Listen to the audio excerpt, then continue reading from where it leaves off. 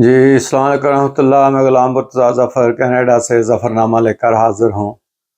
تو آج ذرا ہلکی پھلکی بات کرتے ہیں، کوئی گپ شپ کرتے ہیں، کیونکہ پچھلے ویکینڈ جو ہے ابھی گزرا ہے 3-4 دن کافی مصروفیت رہی، وہاں ٹورنٹو گئے ہوئے تھے۔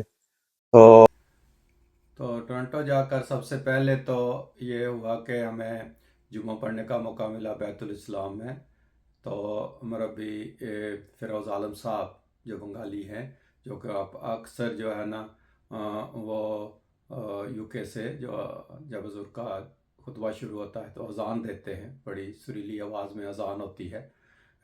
وہ آئے ہوئے تھے دورے پہ، تو انہوں نے خطبہ جمعہ دیا، تو جمعہ پڑھا۔ اور پھر ہمیں ماسٹر مجید صاحب کا، مجھے پتہ نہیں تھا کہ وہ یہاں ہوتے ہیں، فوت ہو گئے، تو ان کا نماز جنازہ پڑھنے کا موقع بھی ملا۔ ٹی آئی اسکول کے لوگ جانتے ہیں ماسٹر مجید صاحب کو، انا للہ و انا الیہ راجعون۔ ان کا جو ہے نا وہ جنازہ پڑھنے کا بھی موقع ملا۔ بلکہ ماسٹر عبدالرب صاحب کے بیٹے سے بھی ملاقات ہوئی، پہلی دفعہ مجھے پتہ چلا یہ ان کے بیٹے ہیں، وہ بھی ایک کمپٹیشن میں تھے۔ تو اس طرح ان کا بھی پھر پتہ چل گیا کہ کہاں رہتے ہیں۔ تو اس طرح کے فائدے ہوتے ہیں جب ہم ایسے پروگراموں میں جاتے ہیں، تو صحبت صالحین سے بھی جو ہے نا وہ فائدہ اٹھاتے ہیں، اور اپنے دوستوں سے بھی ملتے ہیں، اور ہلکی پھلکی گپ شپ بھی ہوتی ہے۔ میں اصل میں ایک سمجھے جنگ میں حصہ لینے گیا ہوا تھا، تو اس جنگ کا حوال آپ کو جو ہے نا وہ سناؤں گا، مگر آپ یہ نہ سمجھیں کہ میں کہیں جو ہے نا وہ غزہ چلا گیا تھا یا کہیں اور چلا گیا تھا۔ جس جنگ میں ہم حصہ لینے گئے تھے وہ کوئی تیر تلوار اور گولیوں سے نہیں لڑی گئی، وہ کسی میدان میں نہیں لڑی گئی، وہ میڈیا کے سامنے ایک کمرہ میں وہ جنگ ہوئی۔ اور بڑی دلچسپ باتیں ہیں اس کی کہ جو میں بتاؤں گا۔ میں یہ تو نہیں بتاؤں گا کہ اس جنگ میں جیتا کون، کیونکہ یہ بعد میں جب وہ آن ایئر ہوگی تو پھر آپ کو پتہ چلے گا کہ کون جیتا اور کون ہارا۔ مگر اس جنگ کا نام بڑا جو ہے نا وہ زبردست ایک دوست نے دیا، تو وہ اس کو کہتے ہیں کہ یہ جنگ بدر تھی۔ تو یہ جنگ بدر کیا تھی، اس کا میں آپ کو آپ کی دلچسپی کے لیے احوال بیان کرتا ہوں۔ آپ محظوظ ہوں گے ضرور، سارے پروگرام کو آخر تک جو ہے نا وہ دیکھیں۔ اس ویکینڈ پہ ایک ایم ٹی اے کوئز جو ہے نا وہ سوال نامہ، جو ایم ٹی اے دیکھتے ہیں لوگ ان کو پتا ہے کہ یہاں کینیڈا میں ایک پہلا ایپیسوڈ اس کا ہوا تھا، تو اس میں بھی ہمارا ریجن ہی جیتا تھا اس وقت۔ پھر کووڈ کی وجہ سے کچھ سلسلہ منقطع ہو گیا، تو یو کے ایم ٹی اے سے بھی جو ہے نا وہ سوال نامہ کے نام سے دوسرا سیزن ابھی چل رہا ہے، تو یہ چوتھا سیزن اس طرح ہوگا۔ تو اس میں جو ہے نا اس کی ریکارڈنگ ہونی تھی، تو اس کے لیے پورے کینیڈا سے 15 ٹیمیں جو ہے نا وہ سلیکٹ ہوئی تھی جنہوں نے حصہ لینا تھا، اور ہر ٹیم میں 2 ممبر تھے، اور انصار اللہ کے تحت یہ جو ہے نا وہ پروگرام آنا تھا۔ تو اس میں سال کے شروع میں ایک سلیبس دے دیا جاتا ہے مجلس انصار اللہ کی طرف سے۔ تو اس سال 2023 کا جو سلیبس تھا اس میں یعنی 6واں سپارہ تھا قرآن مجید کا، اس کا ترجمہ، تفسیر، اور اس کے علاوہ جو ہے نا احادیث تھی 4، اور حضرت مسیح موعود علیہ السلام کی کتب میں سے کشتی نوح کا حصہ جو ہے ہماری تعلیم وہ تھا، اور شہادت القرآن تھی دوسری کتاب، اور نشان آسمانی تھی تیسری کتاب، اور پھر حضرت خلیفۃ المسیح الخام سید اللہ تعالیٰ کے 4 خطبات جمعہ تھے جو مختلف موضوعات پر تھے۔ تو یہ پورا سلیبس ہوتا ہے۔ تو اس میں ٹیموں کی سلیکشن اس طرح ہوتی ہے کہ ہر ریجن میں ایک پیپر لیا جاتا ہے، اور اس میں سے جو ٹاپ کے 2 لوگ ہوتے ہیں ان کو چنا جاتا ہے کہ وہ ٹیم ہوگی اس ریجن کی۔ تو اس طرح جو ہے وہ ہم بھی اس ٹیم کا ایک حصہ تھے، تو ہم لوگ جو ہے وہ وہاں گئے اس ویکینڈ کے اوپر، اور جا کر ہم نے اس میں جو حصہ لیا۔ تو اس کے جو 2 پارٹ ہوتے ہیں اس کوئز کے، کہ پہلے میں تو ہر ٹیم سے سوال کیے جاتے ہیں، اور ہر ٹیم نے ہی اس کا جواب دینا ہوتا ہے، اس کے کوئی آپشن نہیں ہوتے، یعنی ملٹیپل چوائس نہیں ہوتی۔ اور جو دوسرا حصہ ہوتا ہے پروگرام کا، اس میں سوال پوچھا جاتا ہے، اور اس کے بعد جو ہے وہ 4 آپشن دیے جاتے ہیں، تو ان میں سے ایک صحیح آپشن چننا ہوتا ہے۔ مگر اس کا جو دلچسپ پہلو یہ ہے کہ تینوں ٹیموں میں سے جو اپنے پول کی ٹیمز ہیں اس میں انہوں نے جو پہلے بزر بجا گیا وہی جواب دے گا اور پھر دوسرے نہیں دیں گے جواب اس کا. تو اگر اس کا ایک اور دلچسپ پہلو یہ تھا کہ اگر آپ نے چاروں آپشن سننے سے پہلے ہی بزر دبا دیا ہے تو آپ کے نمبر -5 ہو جائیں گے, اور اگر آپ نے بزر دبا کر غلط جواب دیا ہے تو پھر بھی آپ کو نمبر نہیں ملیں گے, مائنس تو نہیں ہوں گے, تو 0 نمبر ہوں گے. مگر بزر پہلے دبانے سے جو ہے وہ -5 ہو جاتے تھے نمبر, اور جو بزر دبائے گی ٹیم وہی جواب دے گی. تو اس میں مقابلہ بزرز کا ہوتا تھا, تو وہ بڑی دلچسپ صورتحال اس میں ہوتی تھی. کئی دفعہ جو پہلے مرحلے میں ٹاپ پر ہوتی ہے ٹیم, وہ اس بزر والے مرحلے میں بالکل نیچے چلی جاتی تھی. تو وہ بڑا ہی ایک دلچسپی کا پہلو ہوتا تھا. تو وہ جب کئی دوست تو بزرگ ہیں, ریفلیکسز آ رہے کہ ایک جیسے نہیں ہوتے ہیں, تو وہ ذرا بزر دیر سے بجاتے ہیں, لیکن ان کا ساتھی کوئی تیز ہوتا ہے تو وہ بزر بجا دیتا ہے مگر اس کو جواب نہیں آتا ہوتا. تو بڑی دلچسپ صورتحال ہوتی تھی. تو جب ہم واپس وقفہ ہوتا تھا, دوسری ٹیم کی ریکارڈنگ ہو رہی ہوتی تھی, تو ہم ساتھ دوسرے کمرے میں دیکھ رہے ہوتے تھے ان کو, تو بڑی دلچسپ گپ شپ ہوتی تھی. ڈائننگ ہال میں بڑی گپ شپ ہوتی تھی. تو ایک ہمارے بزرگ نے بڑی دلچسپ بات کی, انہوں نے کہا جی کہ اصل میں یہ جو مقابلہ ہے یہ جنگ بزر ہے, تو یہ بزر کا مقابلہ ہے, یہ کوئی اور نہیں ہے. تو وہ بڑا محظوظ ہوئے سارے اس سے. تو وہ بڑی ٹرم مشہور ہو گئی کہ یہ جنگ بزر ہو رہی ہے جی, کہ بزر کس نے پہلے بجانا ہے. تو یہ بزر بڑی دلچسپ بات تھی. پھر دیکھو ایک ٹیم جیت جاتی تھی تو وہ دوسرے کہتے اور جی ھذا من فضل بزر, تو یہ بزر کا ہی فضل ہوا ہے جی کہ یہ جیت گئے ہیں. تو وہ بزر بڑی جو ہے نا وہ رہی جو ہے نا گفتگو کا ایک حصہ. تو بڑی دلچسپ جو ہے نا وہ باتیں ہوتی رہی وہ بزر کے حوالے سے جی, کہ بزر کون پہلے بجائے گا.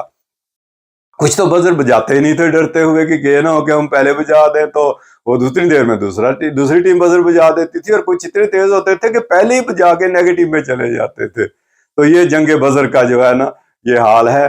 تو میں یہ نہیں بتاؤں گا کہ کون جیتا اس میں, یہ MTA پہ جب آئے گا آن ایئر تو آپ سارے دیکھ لیں گے, بڑا دلچسپ ہے. آپ ضرور اس کا انتظار کریں, تو MTA دیکھیں کہ جب یہ پروگرام آئے گا کینیڈا کا تو آپ اس کو دیکھیں. اس کے علاوہ یہ ہے کہ ایسے جب پروگرام ہوتے ہیں تو ان میں بہت سے لوگ مل جاتے ہیں, بہت سے دوست آپ کو مل جاتے ہیں. کچھ پہلے سے جاننے والے آپ کو پہچان لیتے ہیں, اور کچھ جو ہے نا وہ نہ جاننے والے بھی آ کر بیٹھ کے ان پہ بڑا تعارف ہوتا ہے. بڑا فائدہ ہے ان چیزوں کا. تو اسی طرح میں بھی تیاری کے لیے ٹیم ہارٹن چلا گیا, چائے لی, بیٹھا اپنے نوٹس وغیرہ بنا رہا تھا, پڑھ رہا تھا کہ کل مقابلہ ہونا ہے. تو پہلے ایک دوست آ گئے, دیکھ کے میرے پاس آ کے میری دوسری چیئر پہ بیٹھ گئے, کہنے لگے جی آپ بڑی دلچسپی سے کچھ پڑھ رہے ہیں, تو آپ کیا پڑھ رہے ہیں. تو میں نے بتایا جس طرح ہمارا ایک کل کمپٹیشن ہونا ہے. تو ان سے بھی واقفیت نکل آئی بڑے, کیونکہ پیس ولیج کے ایریا میں جائیں, وان کے ایریا میں, میپل میں, تو وہاں ہر ٹیم ہارٹن, اسٹار بکس, آگے پیچھے سٹوروں پہ MD لوگ آپ کو مل جائیں گے, اور کچھ پہچان لیتے ہیں, کچھ ویسے ہی آ کے آپ کے ساتھ سلیکٹ کر لیتے ہیں. تو یہ دوست انہوں نے اپنا نام بتایا, سید عبد المومن صاحب, MSc فزکس انہوں نے کی ہوئی تھی TI کالج سے, اور پھر پنجاب یونیورسٹی سے, اور گیمبیا میں جو ہے نا فزکس پڑھاتے رہے. تو وہاں ان کے ساتھ بڑی دلچسپ گپ شپ ہوئی. تو میں نے کتاب رکھ دی, میں نے کہا ایک دوست آ کر بیٹھے ہیں تو اچھا نہیں ہے کہ اب میں پڑھتا رہوں اور وہ بیٹھے رہے, وہ گپ شپ کے موڈ میں تھے, کیونکہ یہاں کسی کے پاس ٹائم نہیں ہے کہ کسی دوسرے سے بات کرے. تو مجھے بھی اچھا لگا کہ کوئی آیا ہے, بیٹھا ہے آ کے. وہ ابھی اٹھے ہی تھے تو ایک اور دوست آ گئے, تو انہوں نے اپنا نام جو ہے نا عبدالستار بتایا. تو بڑے دلچسپ آدمی تھے, بیٹھے رہے, پنجابی میں بھی باتیں کرتے رہے, اردو میں بھی باتیں کرتے رہے. تو کافی ان کے ساتھ گپ شپ ہوئی. تو ان کا دل نہیں کر رہا تھا اٹھنے کا. تو پھر آخر مجھے نہیں پتا تھا کہ یہ شاعر ہیں, تو انہوں نے بتا دیا کہ میں چھوٹی موٹی شاعری بھی کرتا ہوں, اور پنجابی کی شاعری کرتے تھے. تو میں نے کہا جی بڑا اچھا ہے, آپ اپنی کچھ شاعری سنائیں. تو میں نے پھر زیادہ نہیں انہوں نے مجھے ریکارڈ کر رہے دی, مگر تھوڑا سا کلپ میں آپ کو آخر پہ دکھاؤں گا. ان کا پنجابی کی شاعری کرتے تھے. کہنے کا مقصد یہ ہے کہ لوگ باتوں کے بھوکے ہیں. ہم لوگ یہاں اتنا کاموں میں الجھے ہوئے ہیں کہ ہمیں نفسا نفسی اور بھاگم بھاگ اور کوئی جو ہے نا اس کے علاوہ گپ شپ کا کوئی موضوع نہیں ملتا. اور گپ شپ کرتے بھی ہیں تو کوئی سکیل جو ہے نا وہ تو ہم اکثر پروگرام دیکھتے ہی رہتے ہیں, تو لیکن کوئی ہلکی پھلکی گپ شپ نہیں ہوتی. تو وہ بڑی دیر پھر بیٹھے رہے, انہوں نے مجھے اپنی کچھ شاعری سنائی, وہ بھی آپ کو دکھاؤں گا. اس کے بعد بیت الاسلام میں فجر کی نماز پڑھ کے میں نکلا, تو ایک بندے نے آ کے مجھے کہا اوے تو غلام مرتضیٰ ہے, تو بالکل نہیں بدلا. میں حیران یار بندہ یاد آ رہا تھا تھوڑا مجھے کہ یہ ہم پڑھتے رہے اکٹھے. تو اب دیکھیں کہ 1979-80 میں ٹی اے کالج میں فضل عمر ہاسٹل میں ہم رہتے تھے. تو مجھے نام بھول گیا ہوا تھا لیکن مجھے یہ یاد رہا کہ اس کو ہم لوریا کہتے تھے. تو اس نے کہا ہاں سید طارق نام ہے میرا, لوریا ہوں میں. تو اتنے عرصے کے بعد دیکھے کہ انہوں نے پہچان لیا. تو اس طرح اچانک کسی دوست سے ملاقات ہو جائے, پھر کافی ان کے ساتھ گپ شپ رہی. پھر اس کے بعد میں طاہر ہال میں جو جماعت کے آفیسز ہیں وہاں گیا, خواجہ امتیاز صاحب سے ملنا تھا میں نے. تو باقی دوست کام کر رہے تھے اپنے اپنے آفس میں, وہاں اپنے اپنے ٹیبل ہیں سب کے. تو ایک دوست کے پاس سے میں گزر گیا, تو جب ایک دفعہ گزرا, دوسری دفعہ تو پھر انہوں نے میرا بازو پکڑ لیا. انہوں نے کہا آپ 2 دفعہ میرے پاس سے گزرے ہو مگر آپ نے مجھے پہچانا نہیں, میں نے آپ کو پہچان لیا.